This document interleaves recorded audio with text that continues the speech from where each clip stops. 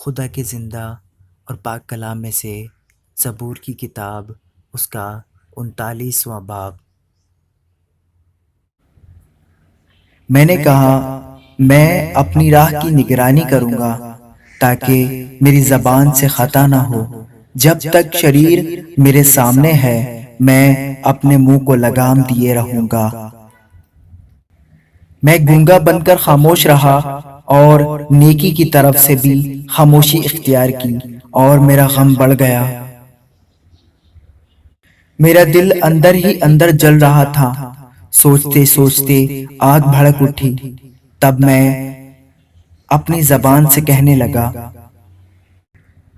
اے خداوند ایسا کر کہ میں اپنے انجام سے واقف ہو جاؤں، اور اس سے بھی کہ میری عمر کی میعاد کیا ہے، میں جان لوں کہ کیسا فانی ہوں۔ دیکھ تو نے میری عمر بالشت بھر کی رکھی ہے، اور میری زندگی تیرے حضور بے حقیقت ہے۔ یقیناً ہر انسان بہترین حالت میں بھی بالکل بے ثبات ہے۔ در حقیقت انسان سایہ کی طرح چلتا پھرتا ہے۔ یقیناً وہ فضول گھبراتے ہیں، وہ ذخیرہ کرتا ہے اور یہ نہیں جانتا کہ اسے کون لے گا۔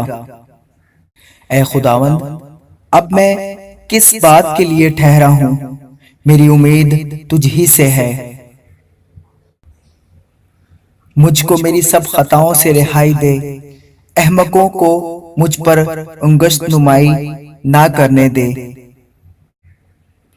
میں گونگا بنا، میں نے منہ نہ کھولا کیونکہ تو ہی نے یہ کیا ہے۔ مجھ سے اپنی بلا دور کر دے، میں تو تیرے ہاتھ کی مار سے فنا ہوا جاتا ہوں۔ جب تو انسان کو بدی پر ملامت کر کے تنبیہ کرتا ہے تو اس کے حسن کو پتنگے کی طرح فنا کر دیتا ہے۔ یقیناً ہر انسان بے ثبات ہے۔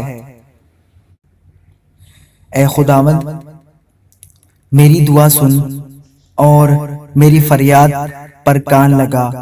میرے آنسوؤں کو دیکھ کر خاموش نہ رہ، کیونکہ میں تیرے حضور پردیسی اور مسافر ہوں جیسے میرے باپ دادا تھے۔